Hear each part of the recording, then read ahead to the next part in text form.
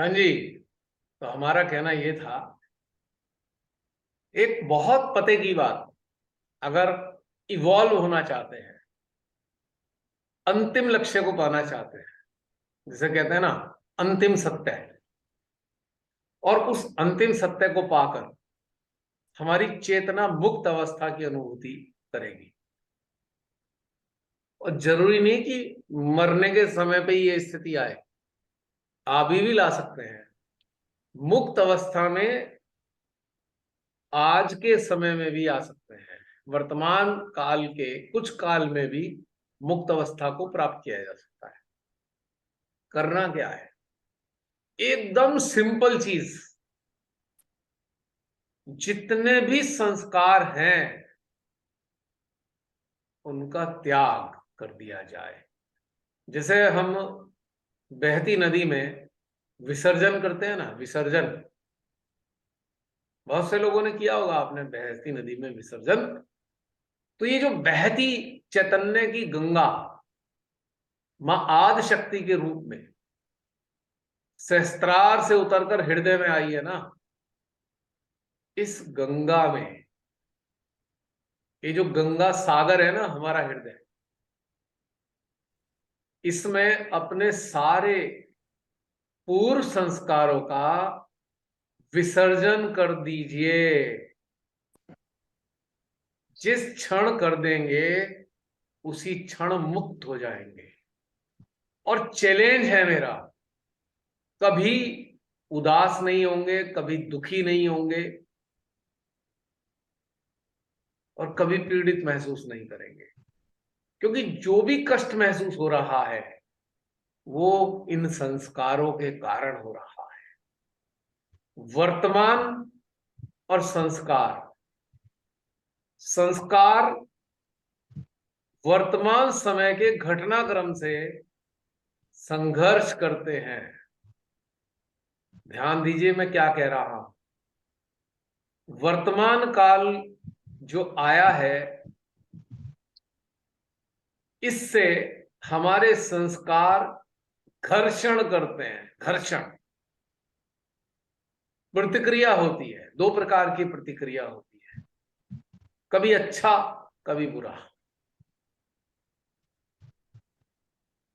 अगर ये नहीं रहेंगे, संस्कार ही नहीं होंगे, तो वर्तमान काल से घर्षण कभी नहीं होगा, कभी भी नहीं होगा। और जब घर्षण नहीं होगा तो आप जिंदगी में कभी दुखी नहीं हो सकते, हो ही नहीं सकते दुखी, गारंटी से। यानी कि आप आज ही मुक्त हो गए, आज ही मुक्त हो गया। आपको प्रतीक्षा नहीं करनी, अरे कब मैं मुक्त होऊंगा। आज ही संस्कार त्याग दीजिए। और जैसे ही आप संस्कार त्यागेंगे, आप अगर नजर घुमा के देखेंगे, जो आपको बुरे लग रहे थे वो ठीक लगने लगेंगे। क्योंकि वही लोग संस्कारों के कारण बुरे लग रहे थे। हाँ, जो मानव ईर्ष्या से ग्रसित होकर नरक में चला गया है जीते जी, वो आपको वैसे ही नजर आएगा, वो परिवर्तित नहीं दिखाई देगा, क्योंकि उसने चॉइस वाइज नरक का चुनाव किया। लेकिन बाकी जो आपको छोटी छोटी चीजें, यानी कि आपके जैसे संस्कार थे वैसे संस्कार किसी में दिखाई नहीं दिए, तो एक बुराई का कारण बन गए। आपको बुरा लग रहा है, ये ऐसा वो वैसा वो वैसा। मैं उन तीन वर्ग के लोगों की बात नहीं कर रहा हूं। इस बात में वो तीन वर्ग के लोग शामिल नहीं है। वो तीन वर्ग के लोग कौन है? मानवता की खिलाफत करने वाले, मानवता विरोधी, प्रकृति विरोधी और परमात्मा विरोधी।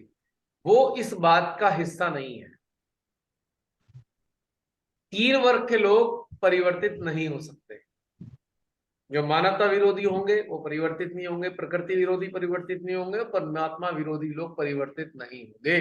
क्योंकि वो तीन वर्ग के लोग एक प्रकार से सजा पाए मुजरिम जैसे हैं,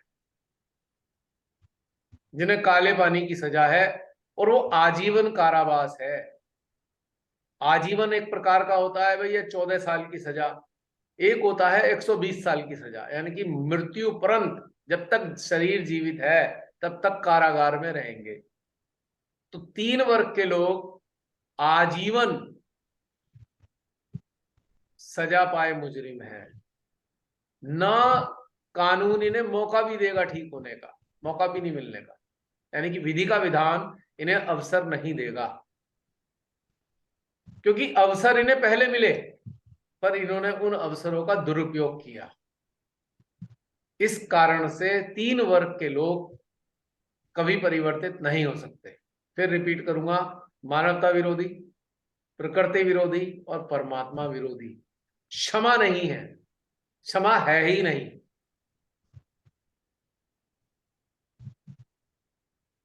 इनके लिए क्षमा है इनका अस्तित्व पूर्णतया नष्ट हो जाए, यही परमात्मा की निगाह में इनकी क्षमा है, बस।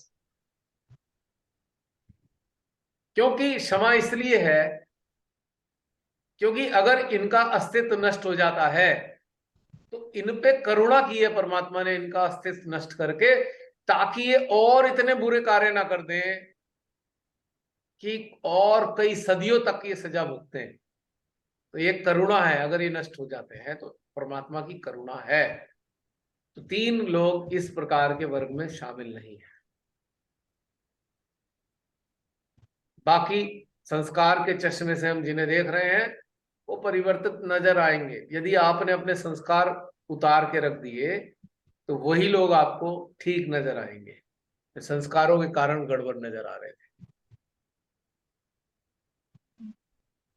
और चौथी चीज,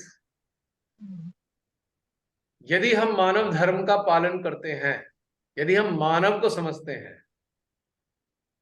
और मानव के लिए जिस स्तर पर भी कुछ कर पाते हैं, तो ये सारे कार्य पुण्य के कार्य हैं, इनमें कहीं से कहीं तक भी कोई पाप की श्रेणी में नहीं आता।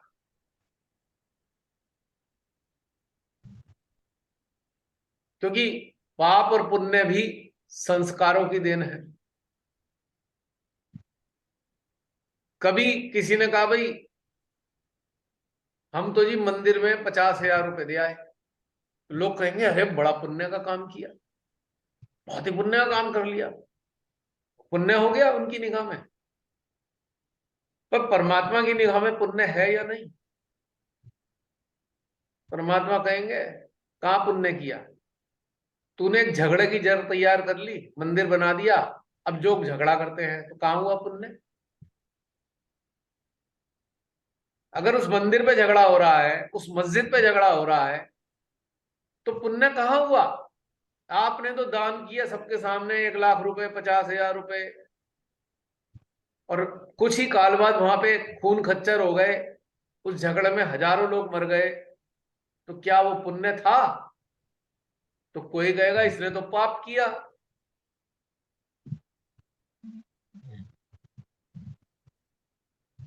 पुण्य क्या है अब समझना होगा। जो इन 3 चीजों का सहयोग करेगा वो पुण्य है, जो इनकी खिलाफत करेगा वो पाप। हो गया सरल। तो अब सब अपने अपने असेसमेंट करके खुश हो जाओ। जो ऐसा सोचते हैं मैंने ये किया, मैंने वो किया, खुश हो जाओगे कि अरे अरे हमने ऐसा कुछ किया ही नहीं है, जो हम अपने आप को दोष दिए जा रहे हैं रात दिन कि हमने ये कर दिया, हमने वो कर दिया। क्योंकि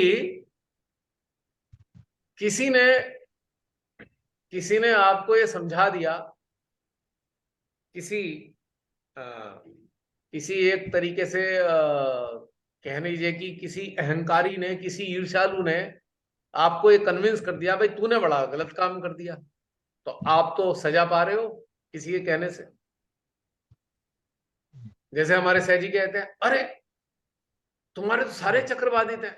अब बेचारा सहजी नया नया आया है, वो तो परेशान हो गया, भाई सारे चक्र खराब है। हाँ, वो तो रात दिन परेशान है, तेरे तो सारे चक्र खराब है, तेरा तो ये पकड़ आ रही है।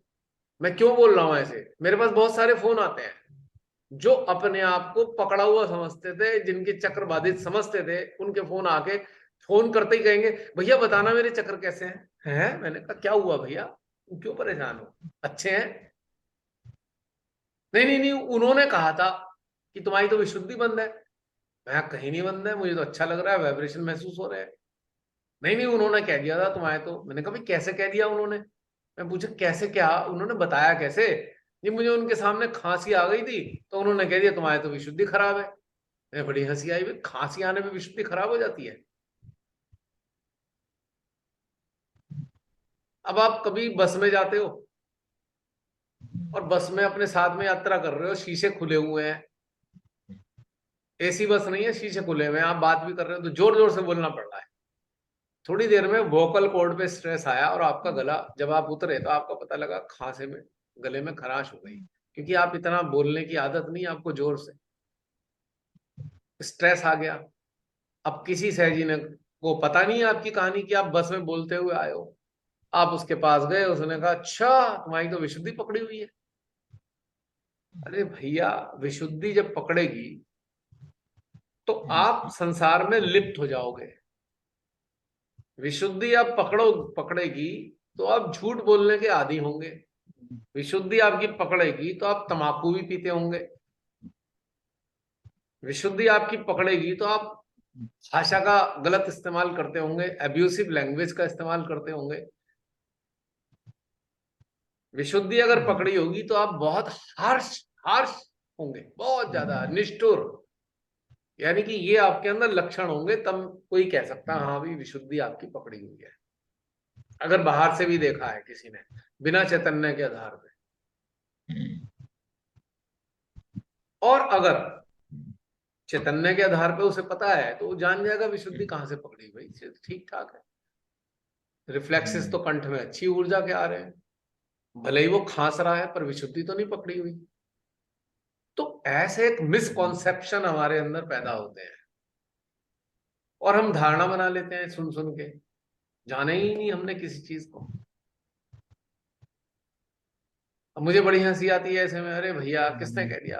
अब किसी को, सैजी को सेंट्रल हार्ट में प्रेशर फील हो रहा था, उसका फोन आया, भैया मेरा तो हृदय पकड़ा हुआ है पिछले 5 साल से। हैं? 5 साल से हृदय पकड़ा हुआ है? अभी तक जीवित हो, हार्ट अटैक नहीं आया? आना आना चाहिए था, हृदय 5 साल से पकड़ा हुआ है तो अभी तक तो काम, राम नाम सत्य हो जाता। नहीं नहीं नहीं, वो ये हो रहा है। मैंने कहा चल लक्षण बताओ, लक्षण। लक्षण ऐसे ऐसे कि ऊर्जा में दबाव होता है। मुझे हंसी आई, मैंने कहा मिठाई बाट क्या हो पहले? क्या कह रहे हो? यार हृदय चक्र ठीक काम कर रहा है, प्रेशर बिल्डअप हो रहा है। सेंट्रल हार्ट जब चक्र चलता है तो प्रेशर बिल्डअप होता है, अंदर की तरफ वैक्यूम बनता है, वो जो दबाव बनता है उसे आप पकड़ कह रहे हो। और इस चक्कर में आप 5 साल से पीड़ित हो। किसी ने तो ऐसा बताया नहीं आज तक, सब तो कह रहे हैं तुम्हारा हृदय चक्र पकड़ा हुआ है। और मैं कहा अभी तक तुम चल फिर सही सलामत रहे हो, अभी तक तो राम नाम सत्य हो लिया होता अगर 5 साल से हृदय पकड़ा हुआ है तो मतलब कहने का मतलब क्या है कि बिना अनुभूति के आपको किसी ने कह दिया और आप उसे मान के बैठ गए और आपने जो है अपना असेसमेंट कर लिया, और इस तरीके से आप दूसरों का असेसमेंट करते हैं। कहानी कितनी खराब हो जाती है, हो जाती है नहीं खराब? ये किस लिए हो रहा है? हमने संस्कार डाले। हमने संस्कार क्या पैदा कर लिया अपने अंदर? ये बहुत बढ़िया सहजी है, इसने ये बता दिया है तो ये बस अब ब्रह्म वाक्य हो गया है। अरे भले इंसान, इसने अगर बताया था तो उसमें उतर के तो देखो कि सच्चाई है या नहीं, अनुभूति तो कर लो। एज इट इज मान लिया तो यहां संस्कार पड़ गया। सुना और हमने मान लिया, एक संस्कार तैयार हो गया। फिर किसी दूसरे से सुना, वो भी हमने मान लिया, एक दूसरा संस्कार तैयार हो गया। फिर किसी तीसरे से सुना, उसको मान लिया, फिर तीसरा संस्कार पैदा हो गया। तो हम तो संस्कारों के पुलिंदे बन गए। अब होगा जो भी कोई घटनाक्रम होगा, हम उसी संस्कार से किसी को देखेंगे और 100% गलत निर्णय पे पहुंचेंगे। तो ये घटनाक्रम सहज योग अनुयायियों में बहुत बहुत बहुत कॉमन है।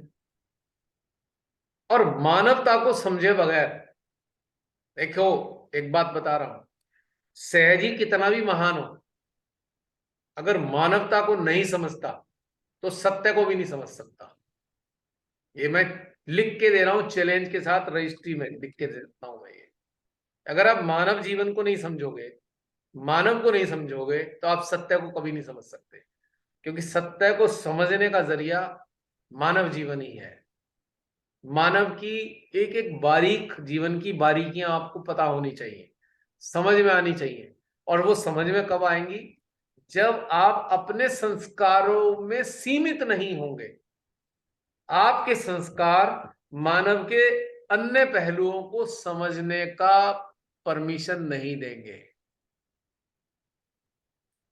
जैसे ही आप अपने संस्कारों से हटे, आपको डर लग गया और आपने तुरंत कहा कि तूने गलत काम कर दिया, खुद ही आपने अपने ऊपर पाबंदी लगा दी। मानव जीवन के जो पहलू हैं बहुत ज्यादा नहीं है, लेकिन यदि आप बारीकी से उन्हें समझोगे तो आप फिर, आपका हृदय खुला होगा और आप किसी भी मानव को उसी खुले हृदय से देख पाएंगे।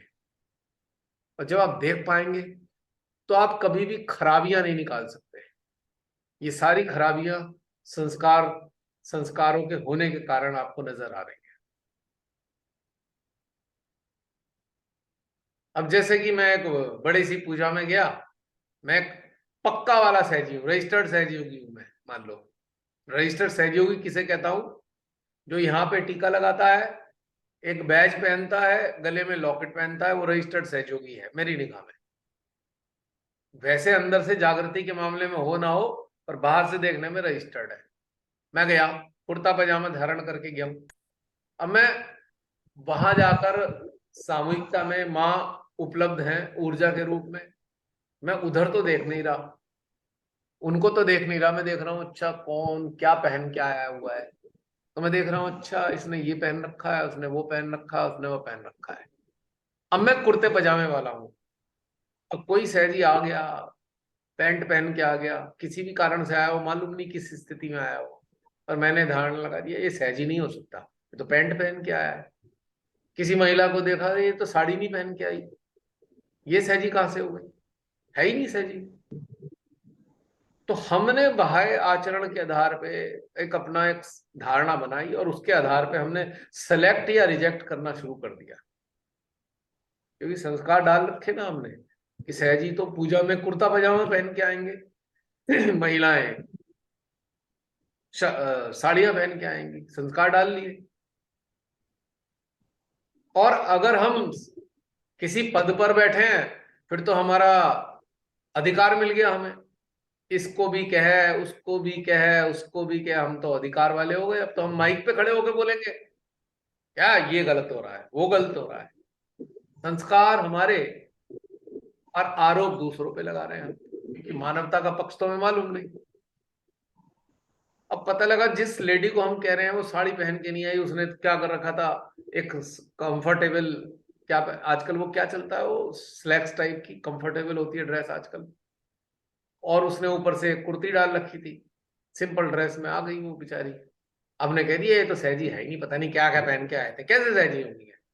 वो पता लगा वो फॉरेन से आ रही है, अभी अभी उसने सामान भी घर नहीं पहुंची, उसने कहा पहले पूजा अटेंड कर लो पहले।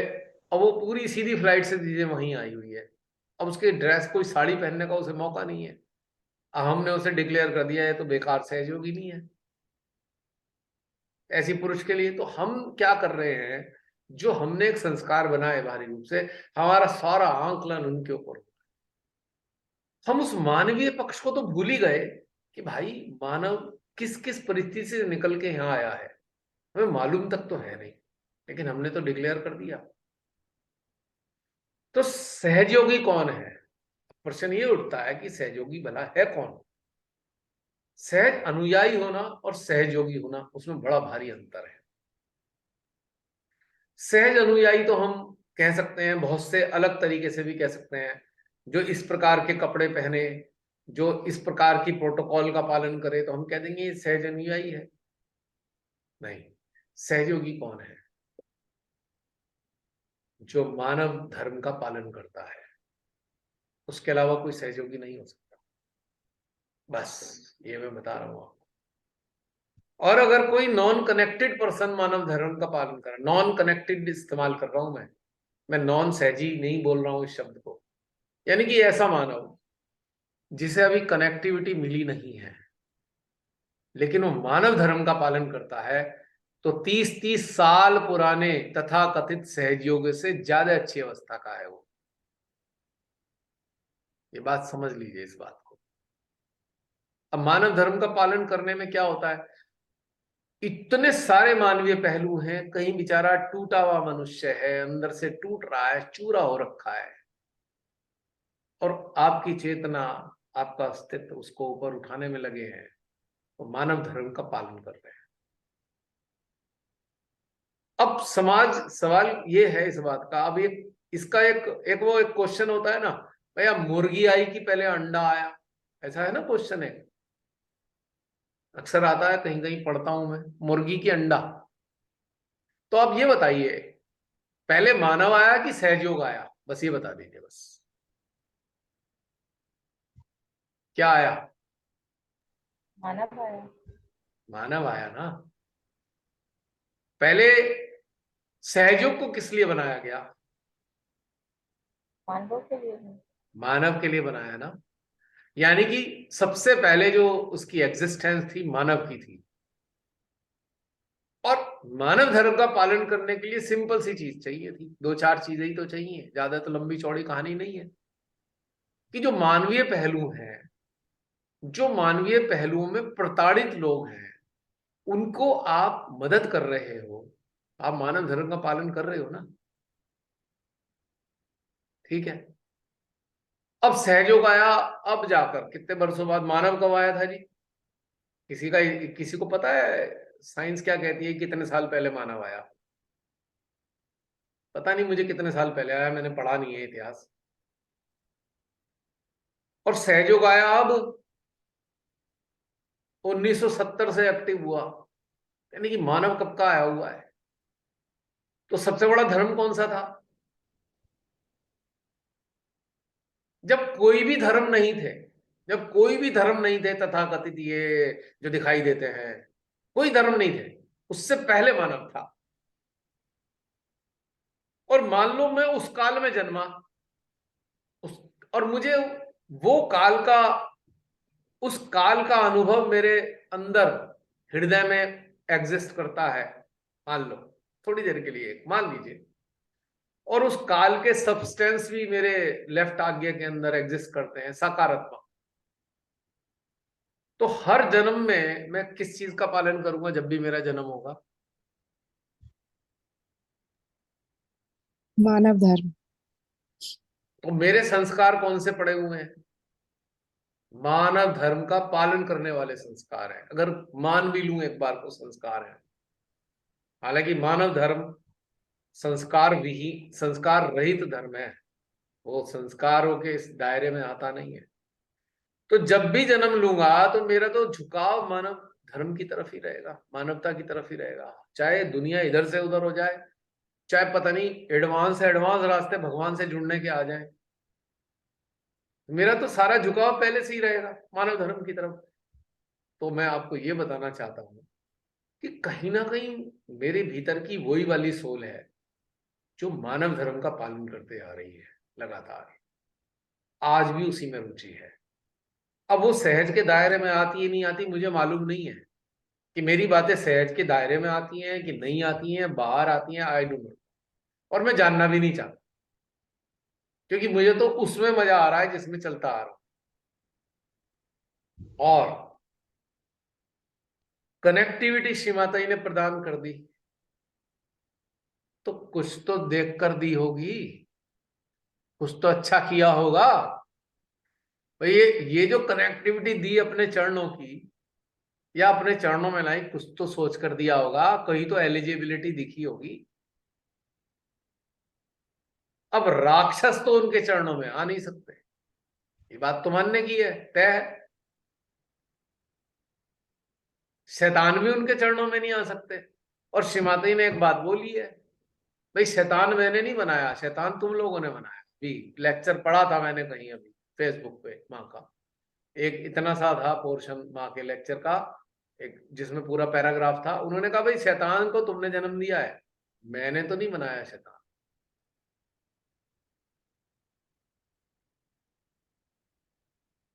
और श्री माता जी ने किसी तांत्रिक को अपने चरणों में जगह नहीं दी है।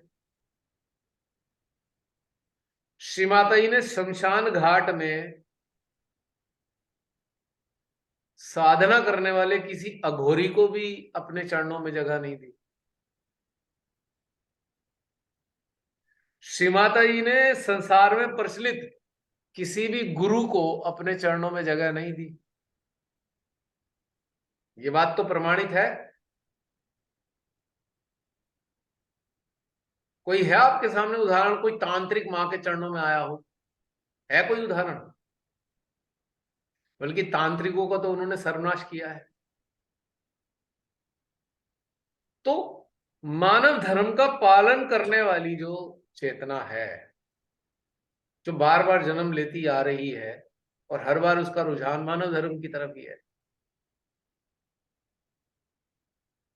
कहीं ऐसा तो नहीं श्री माता जी ने 1970 में सहजयोग को इसलिए एक्टिवेट किया हो कि मानव मानव धर्म को भूल गया है,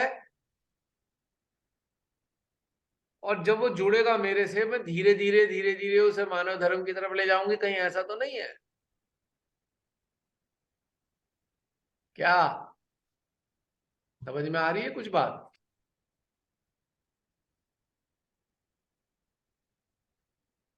इक्वेशन सॉल्व हो रही है थोड़ी थोड़ी?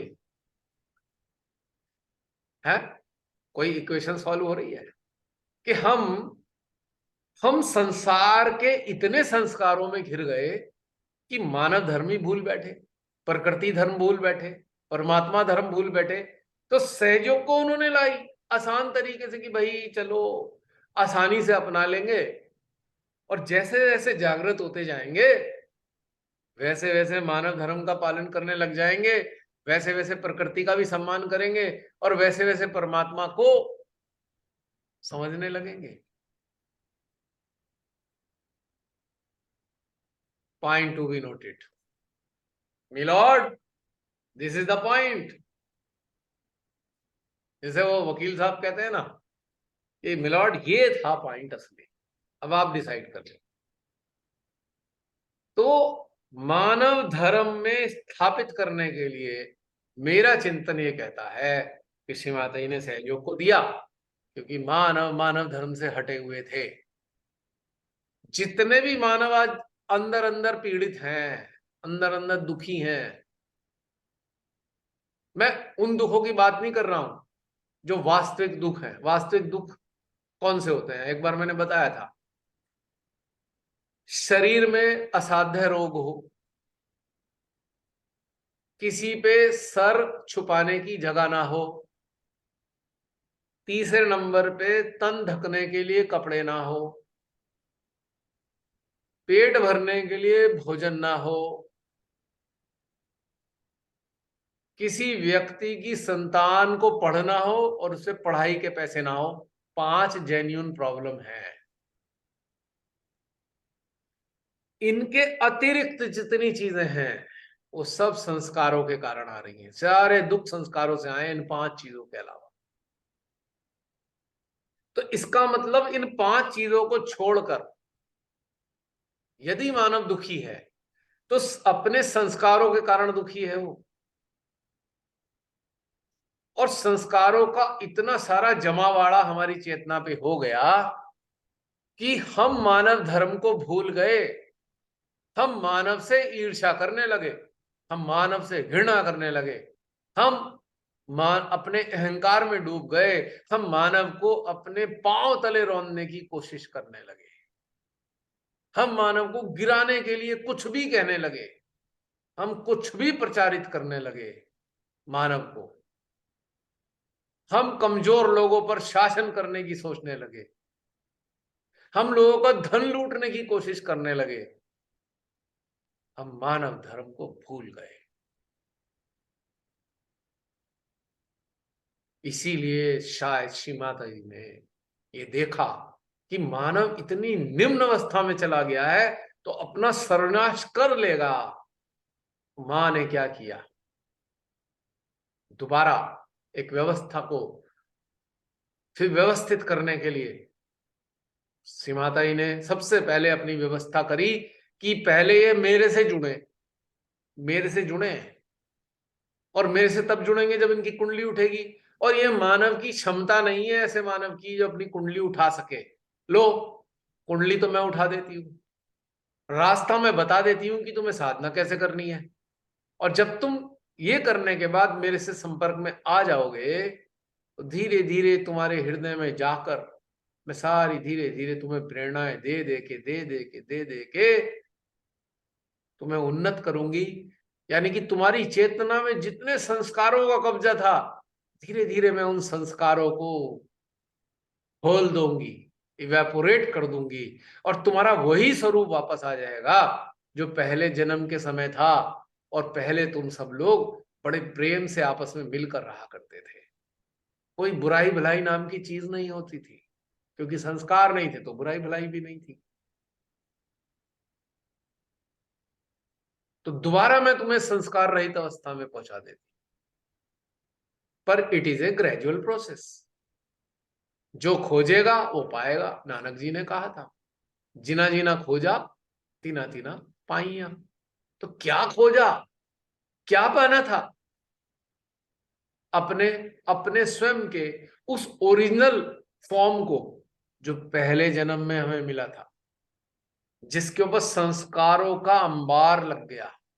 बड़े बड़े बोरे, बड़े बड़े समान उन संस्कारों के रूप में हमारी उस अस्तित्व के ऊपर जम गए, और उसने हमें कुचल के रख दिया। शिव माता ने कहा, लो मेरी शक्तियां, लो मेरा बताया हुआ तरीका, घुसो अपने अंदर, शक्तियां मैं देती हूं, उठा के फेंको सारे बोरों को, सारे कचरे को बाहर फेंको जो तुम्हारे ओरिजिनल अस्तित्व के ऊपर छाए हुए हैं, दबा के रखे हैं। और जब जिसने ये कर लिया काम, तो वो कहां स्थित हो गया जानते हैं? वो मानव धर्म में स्थित हो गया, पूर्णतया संस्कार रहित हो गया। और उससे फायदा क्या हुआ? हमेशा के लिए आनंदित हो गया, सदानंद उसके भीतर स्थापित हो गया। तो कैसी लग रही है मेरी मनोहर कहानियां? पढ़ते थे ना आप मनोहर कहानियां किताबों में?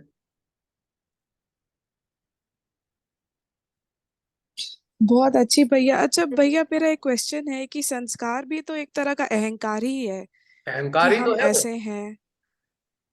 जिस संस्कार को आपने एक्नॉलेज कर लिया वो अहंकार में परिवर्तित हो जाता है। The acknowledgement of any kind of conditioning makes you ego eccentric, egoistic. When you acknowledge things, what you are doing, you acknowledge it, you becomes egoistic or ego eccentric. Sanskar, all the conditioning, all the sanskars leads to egoism. कैसे? हम तो ये करते हैं, हम वो करते हैं, तुम नहीं करते। हम ये करते हैं, हम वो करते हैं, तुम नहीं करते। क्या हुआ? ये आ गई, क्योंकि हमने जो किया उसे एक्नॉलेज किया। अब फिर तुम उंगली उठा दी दूसरों पे, तुम नहीं करते, हम करते हैं। एक ने मेरे से कहा, भैया हम तो 4 बजे उठते हैं, हम तो रोज उठते हैं 4 बजे। यार आप, मैंने कहा भैया मेरे से तो बस की है नहीं 4 बजे उठना। बोले क्यों? मैं कई बार तो सोने में ही 3 बज जाते हैं, अब 4 बजे कैसे उठेंगे? हाँ फिर तो गड़बड़ है भाई, तुम्हारे अंदर तो सारा भूत भूत पिशाच ही आ जाएंगे। इतनी रमाने का 12 बजे के बाद तो भूत प्रेत आते हैं। कहा भाई पता नहीं, जैसे माँ चला रही वैसे चल रहे हैं, हमें नहीं मालूम। क्योंकि हमारा कोई संस्कार नहीं है 4 बजे उठने का, हमारा कोई संस्कार नहीं है 5 बजे उठने का, संस्कार रहित है। मैं क्या मतलब? भैया तुम तो बंधे हुए हो, हम तो स्वतंत्र हैं। ठीक है, कभी कहा था माँ ने सुबह 4 बजे उठे, साधना के प्रारंभिक अवस्था में उठे हम भी, लेकिन हम नहीं उठते अब, क्योंकि सो ही नहीं पाते तो उठेंगे क्या? अब कभी कभी आर्टिकल 3:30 बजे खत्म होते हैं, बताओ 4 बजे उठ के कैसे मैं ध्यान में बैठूं? जब पूरी रात ध्यानस्थ अवस्था में आर्टिकल लिखा गया तो मैं 4 बजे उठ के ध्यान में कैसे बैठूंगा, बताइए जरा। नहीं नहीं नहीं नहीं, हाँ माँ ने कहा 4 बजे उठ के ध्यान में, हाँ ठीक है, बिल्कुल कहा, करो करो भाई। और हमें कह दो तो भैया सहज से बाहर हो, हम स्वीकार कर ले, हम तो सहज में है ही कब, हम तो मानव धर्म में स्थित है, हम सहज धर्म में स्थित है ही नहीं। समझ लीजिए इस बात को, बिल्कुल पक्का बता रहा हूं। सहज सहज सहज रास्ता, सहज मार्ग आपके मानव धर्म के लिए आपको तैयार करता है, रिफाइनमेंट है आपकी चेतना का। क्योंकि इस पूरी रचना में मानव को सर्वश्रेष्ठ प्राणी बनाया, यानी कि भगवान की सर्वश्रेष्ठ रचना ही मानव है। यदि उस मानव धर्म का आप पालन कर रहे हो तो आपका धर्म कौन सा हो गया, कौन सी कोटि का धर्म है वो, उच्च कोटि का धर्म है। इस संसार में इससे बड़ा कोई धर्म ही नहीं है। जो सर्वश्रेष्ठ प्राणी है उसकी चेतना के उत्थान के लिए आप कार्य कर रहे हो, तो भाई आप कौन सा धर्म निभा रहे हो। जो सर्वश्रेष्ठ रचना है उसका धर्म निभा रहे हो, तो धर्म भी तो फिर सर्वश्रेष्ठ हो गया आपका, तो आपके संस्कार भी तो सर्वश्रेष्ठ संस्कार माने जाएंगे।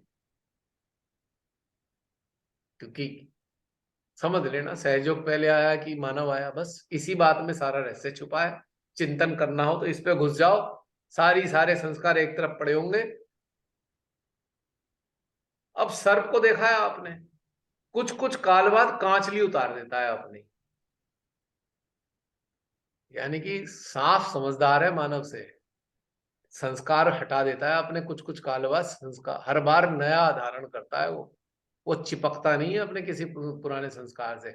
जबकि सबसे विषैला जीव है, कहा जाता है विषैला होता है सर्प, हालांकि बहुत सारे सर्प विषैले नहीं है, 10% प्रजाति ही विषैली होती है, जहां तक मुझे पता है, लोग बताते हैं।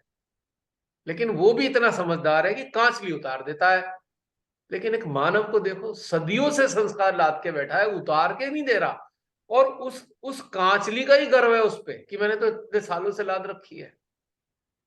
तो सर्व समझदार हुआ कि मानव ऐसा।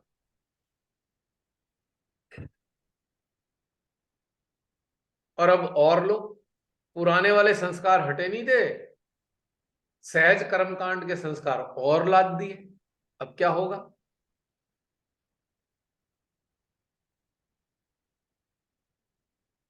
बहुत से लोग आज के सेशंस के बाद मुझे सहज विरोधी का और कॉम्प्लीमेंट देने वाले हैं। आज के सेशन के बाद ये तो सहज विरोधी हैं भाई,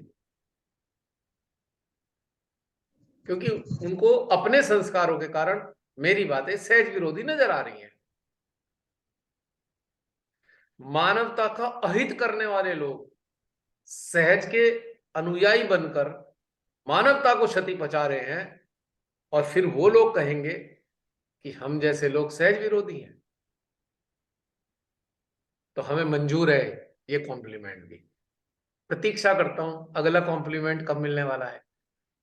बिना कॉम्प्लीमेंट के जीवन में कोई रस नहीं है। जब से कॉम्प्लीमेंट मिले हैं सही मायने में सरस हो गया जीवन मेरा। और अगर आप माध्यम बनने के रास्ते पर हैं तो आप गौर करेंगे कि आपके अंदर मानवता जो है ना हिलोरे लेने लगी है, जो पहले कभी नहीं लेती थी। अगर मानवता के प्रति जागृति बढ़ रही है तो आप समझना कि आपकी उन्नति हो रही है, चेतना उन्नत हो रही है आपकी।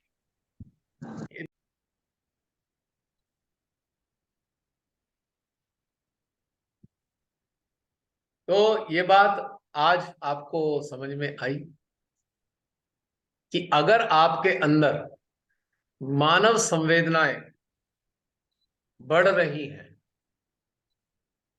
मानवता के खिलाफ होने वाली चीजों से आपको बहुत पीड़ा हो रही है, चारों तरफ आप देख रहे हैं मानवता चीत्कार कर रही है और आपका हृदय पीड़ित हो रहा है, आपकी आंखों में आंसू आ रहे हैं, मैं आपको विश्वास दिलाना चाहता हूं कि आपकी चेतना उन्नति की तरफ अग्रसर है। क्योंकि कहीं ना कहीं आप मानव धर्म का पालन कर रहे हैं, कहीं ना कहीं मान परमात्मा की सर्वोत्तम रचना के प्रति संवेदनशील हैं, तो आप तरक्की कर रहे हैं ध्यान में। ध्यान बहुत पीछे छूट जाता है इस स्तर के आगे। ध्यान तो एक जरिया है, ध्यान एक जरिया है आपको सुंदर मानव बनने की तरफ ले जाने वाला, मानव धर्म में स्थापित करने वाला एक जरिया है ध्यान। और सहयोग वो रास्ता है जिसके ध्यान में उतरकर आप अपने को निखारते हैं, मानवता के प्रति और ज्यादा संवेदनशील हो जाते हैं आप। और एक दिन आपको लगेगा, अंदर अंदर आपको एक दिन लगने लगेगा, अरे मेरे जीवन का तो यही ध्येय है, मानवता की सेवा करने के अलावा मेरा कोई ध्येय नहीं इस संसार में जन्म लेने का। आएगा एक दिन जब आप अपने को पहचान पाएंगे ना, जब आप अच्छे से जान पाएंगे, तो आपको समझ में आएगा कि आपका जन्म मानवता के लिए हुआ है और कोई मकसद ही नहीं है। ये तो जरिए बने आपको यहां तक लाने के। सहयोग भी जरिया, ध्यान की गहनता भी जरिया, श्रीमाताई के साथ संपर्क भी जरिया। आखिर माँ ने संपर्क साधा ही किस लिए है? माँ हमसे आशा लगा के बैठी हैं कि ये मेरे बच्चों, ये जो मानवता से हट कर लोग ऐसे कार्यों में लगे हुए हैं कि ये इन्हें नर्क दिखाएंगे, तो प्यार से इनको उठाओ, गाइड करो और मानव धर्म में स्थापित करो। अगर मानव धर्म स्थापित हो गया तो फिर यहाँ संसार में कूड़ा कचरा कहां से रहेगा? क्या रह जाएगा फिर संसार में? झगड़ा कर किससे झगड़ा होगा बताइए? भाई ध्यान की भी तो आवश्यकता तब तक है ना जब तक आप मानव धर्म में स्थित नहीं होते। मानव धर्म में स्थित हो गए तो ध्यान का कोटा पूरा हो गया, ध्यान का प्रोसेस पूरा हो गया। अब आप वैसे ध्यान में हैं, कनेक्टेड हैं आप श्री माता जी से, मां आदि शक्ति से कनेक्टेड हैं, यानी कि आप ध्यानस्थ हैं। पर ध्यान के प्रोसेस की आवश्यकता नहीं रही आपको, क्योंकि आप मानव धर्म में स्थित हो गए। आप मानवता के कल्याण के लिए ही केवल केवल आप रात दिन यही सोचते हैं, मानवता का कल्याण कैसे हो, शैतान नष्ट कैसे हो, इन राक्षसों का साम्राज्य कैसे खत्म हो। आपके अलावा कुछ रह ही नहीं गया सोचने के अलावा, इसके अलावा। तो यानी कि सहयोग की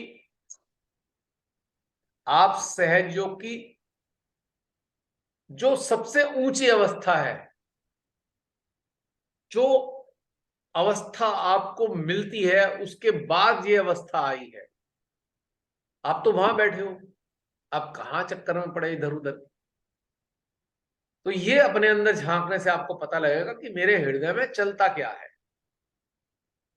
आंख खुलने से लेकर रात तक जो आपके अंदर चलता है वो निर्णय दे देगा आपको कि आप किस स्थिति में हो। बस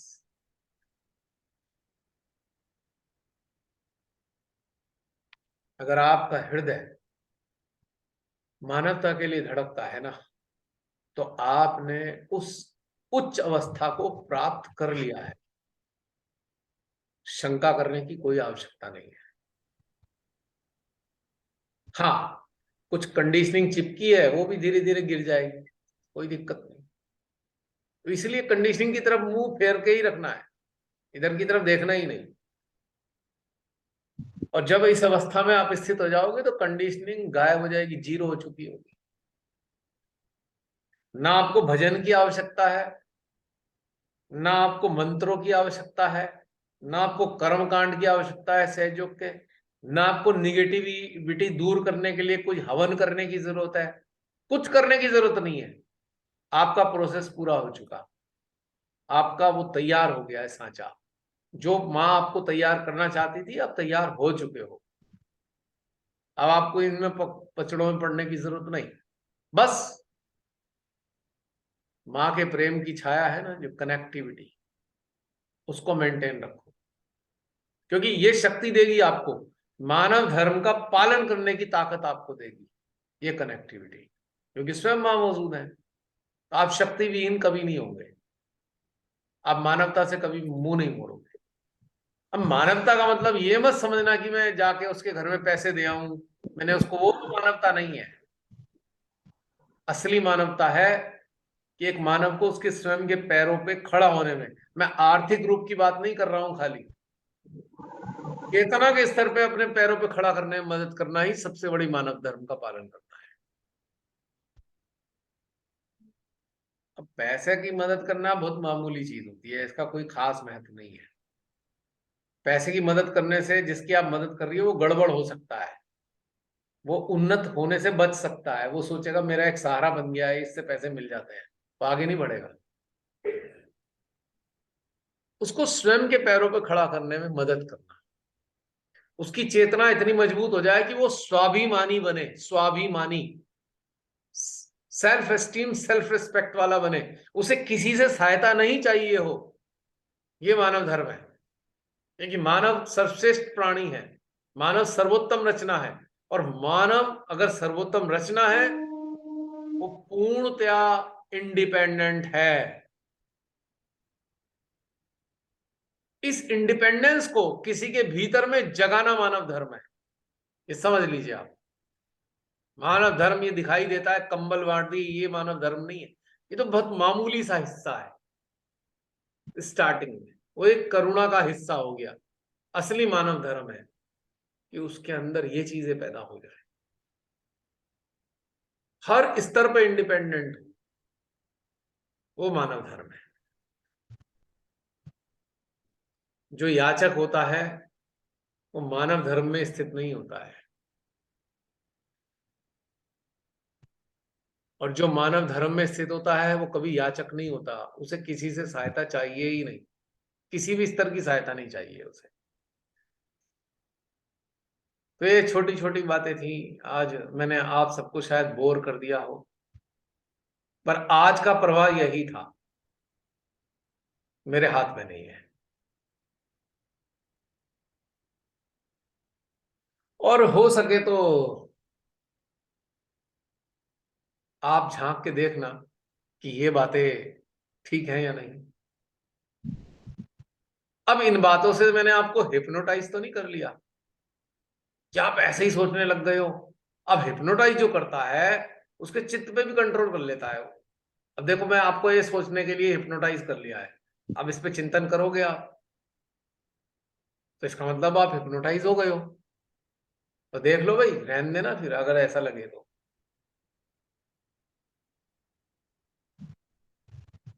अच्छा, हिप्नोटाइज बात करने तो वाले का एक बेनिफिट होता है, कुछ ना कुछ इसे फायदा करना होता है। उसे हिप्नोटाइज करने वाले से कोई लाभ लेना तो होता है निश्चित रूप से, यानी कि आर्थिक लाभ, बेसिकली सुख सुविधाएं, आर्थिक लाभ। कहीं ऐसा तो नहीं कल कल को आप सब लोग जाके मेरे घर में भेजना शुरू कर दो कुछ सामान, हिप्नोटाइज हो गए हो, क्यों? ऐसा तो नहीं। ये सब तो मजाक लग रहा है भैया, पर जैसे ही आपने मानव धर्म की बात शुरू की थी ना, जो आज जो ये बात है अनावृत हुई कह सकती हूँ, इंस्टेंट एनर्जी हृदय सहस्त्रार्थ तेज से भरी थी। तो तुरंत फील किया है, बड़ा सुंदर सा हुआ। मान ये वाला जो पहलू खुला, ये आज से पहले कभी नहीं। बहुत सुंदर था यही। अभी तक तेरे हृदय में आ रहा था यही तो। तभी तो श्री माता जी ने कहा कि अब जब आप सहज धर्म में पूरी तरह उतर जाओगे तो आप विश्व बंधु की बात करोगे। यही तो बात थी ना, मानव धर्म की बात थी, पूरा कोरिलेट होते हुए इक्वेशन सॉल्व हो रहा था। और एक बात और रहस्य की मैं बताऊं, लोग कहते हैं सनातन धर्म सबसे प्राचीन है, नहीं, मानव धर्म सबसे ज्यादा प्राचीन है। ये साबित हो गया है आज। अब सनातन धर्म को मानने वाले एक दूसरे की गर्दन काटे पड़े हैं। क्या मानव धर्म का पालन करने वाले को कभी किसी की गर्दन काटते देखा है आपने? हाँ, रक्षा करने के लिए तो काट सकता है किसी की गर्दन, जैसे गुरु गोविंद सिंह जी ने काटी गर्दन। आताताइयों की गर्दन काटी, मानवता की रक्षा करने वालों ने तो गर्दनें काटी हैं, लेकिन लोभ के अंदर लालच में आके किसी गर्दन नहीं काटते देखा होगा आपने मानव धर्म का पालन करने वाला।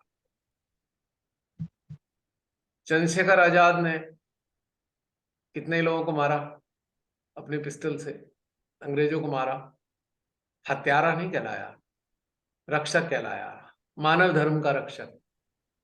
नेताजी सुभाष चंद्र बोस सेना बनाई मानव धर्म की रक्षा के लिए। महाराजा रणजीत सिंह पूरी जिंदगी युद्ध लड़ते रहे। किसके खिलाफ उन्होंने युद्ध लड़े? जो अधर्म कर रहे थे, मानव धर्म को नष्ट करना चाहते थे, उनके खिलाफ रणजीत सिंह जी ने युद्ध किए। हरि सिंह नलुआ इतने शक्तिशाली हुए हैं, उनसे मुगल थर्राते थे। महाराणा प्रताप ने मानव धर्म की रक्षा करने के लिए संघर्ष किया। रानी लक्ष्मीबाई ने मानव धर्म की रक्षा करने के लिए संघर्ष किया। शिवाजी महाराज ने मानव धर्म की रक्षा करने के लिए, ये सारे वो लोग हैं जिन्होंने मानव धर्म की रक्षा करने का व्रत लिया था, अपनी प्राणों की आहुति भी दी उन्होंने। जितने भी पंच प्यारे हुए, पंच प्यारों ने भी मानव धर्म की रक्षा करने के लिए, जितने भी संत हुए, सदगुरु हुए, जितने भी भगवान के अवतार हुए, मानव धर्म के ही तो रक्षक थे। तो बताइए कौन सा धर्म सत्य है?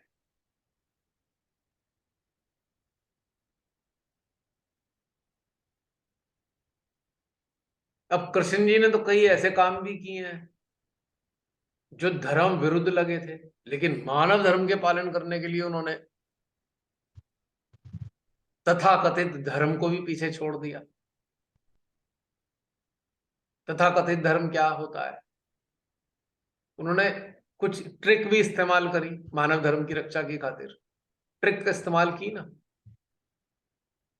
अब जैसे जरासंध को मरवाया, जो मर ही नहीं सकता था, ट्रिक से मरवाया, जबकि स्वयं विष्णु है, तो उन्हें क्या जरूरत है ट्रिक? लेकिन ऐसी स्थिति आ गई थी कि भाई ट्रिक का इस्तेमाल करना पड़ता, मानवता की रक्षा करने के लिए तो किया। इतना बड़ा महाभारत हो गया, मानवता के लिए ही तो हुआ, मानवता के सिद्धांतों का प्रतिपादन करने के लिए तो इतना बड़ा युद्ध हो गया। और मानव धर्म की रक्षा करने के लिए आप किसी भी कंडीशनिंग में बंधे नहीं होते।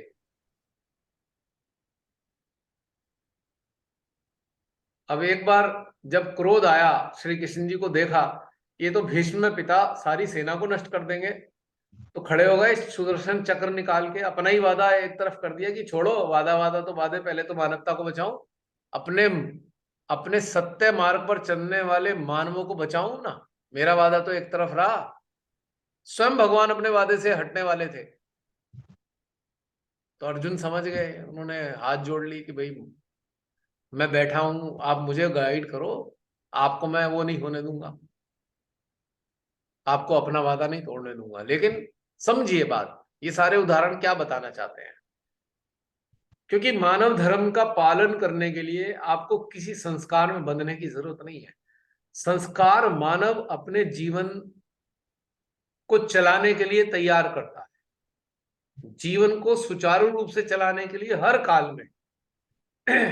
मैं दोबारा बताना चाहूंगा, मानव के इतिहास के हर काल में एक काल आया, उस काल में सुचारू रूप से जीवन को चलाने के लिए कोई सिस्टम, संस्कार बनाए गए जो उसके काल तक के थे और बाद में एक्सपायर हो जाना चाहिए था, पर वो एक्सपायर नहीं होने दिए हमने।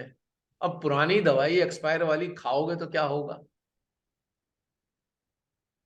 तो एक्सपायर संस्कार ले लेके घूम रहे हैं, उनका पालन कर रहे हैं, तो मानव चेतना का ह्रास ही तो होना है, मानव चेतना नष्ट ही तो हो रही है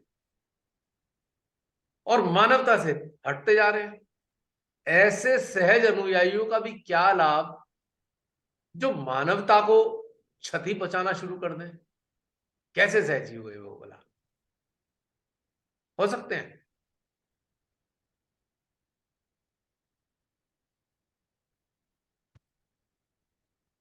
और मानव धर्म का पालन करने के लिए आपकी कोई सीमा नहीं है, आपको किसी भी सीमा तक जाना पड़ेगा।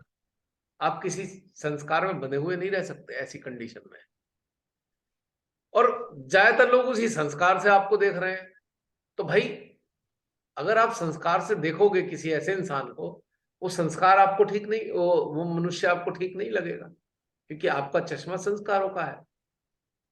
जरा हृदय और सहस्त्रार के चश्मे से देख लो, जरा आत्मा और जीवात्मा के चश्मे से देख लो। सबसे जो स्टेज 1 चश्मा है, स्टेज 1, ध्यान से समझना मैं क्या बोलने जा रहा हूं। स्टेज 1 चश्मा सहस्त्रार और हृदय का है। स्टेज 2 चश्मा, एडवांस चश्मा, जीवात्मा और आत्मा का है।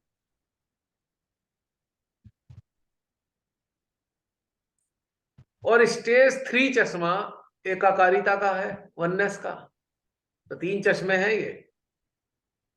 और इससे नीचे अगर आप देखते हो तो फिर कुछ कहा नहीं जा सकता, फिर तो आप सही निर्णय पे जा ही नहीं सकते, आपको सही पता ही नहीं लगने का पूरी जिंदगी, आप भ्रम में ही रहोगे। इन 3 चश्मों का इस्तेमाल आप नहीं कर पा रहे, तो मिनिमम चश्मा है हृदय और सहस्त्रार का। अगर ये भी आप इस्तेमाल नहीं करते तो आपका पूरा जीवन भ्रम में ही नष्ट हो जाएगा। जब आप लगातार हृदय और सहस्त्रार चश्मे का इस्तेमाल करोगे, लेंसेज का, तो धीरे धीरे अपग्रेड होते हुए आपको जीवात्मा और आत्मा का चश्मा प्राप्त होगा। और जब इस दृष्टि से देखने लगोगे आप मानव को, उसके बाद आपको कंप्लीट वननेस का चश्मा मिलेगा। तो ये एक घटनाक्रम है आंतरिक यात्रा का। आज मैंने बहुत गहरे वाले रहस्य आप सबके सामने उजागर किए हैं। चाहो तो इन्हें माइंड की स्मृति में रख सकते हो, ये टॉक्सिक नहीं होंगे और ये संस्कार नहीं बनेंगे, ये आपको कष्ट नहीं देने वाले, इन्हें आप स्मृति में रख सकते हो और ये आपकी मदद करेंगे, संस्कार रहित अवस्था में उन्नत होने में आपकी मदद करेंगे।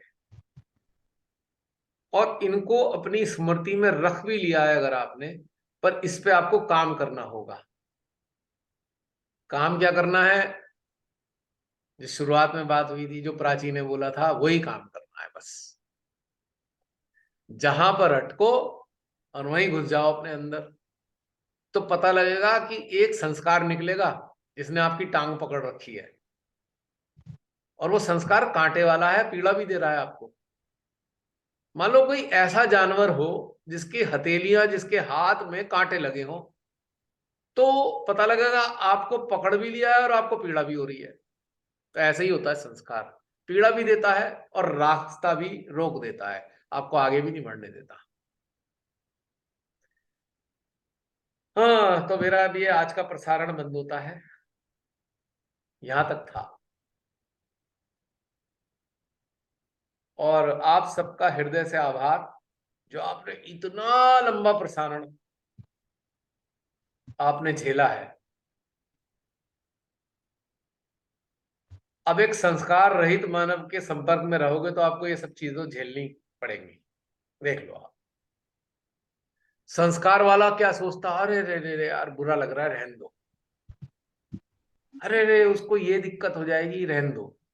पर ये संस्कार रहित मानव भला ये क्या सोचने लग रहा है? क्या जरूरत है उससे सोचने की? वो तो सोच ही नहीं सकता। उसके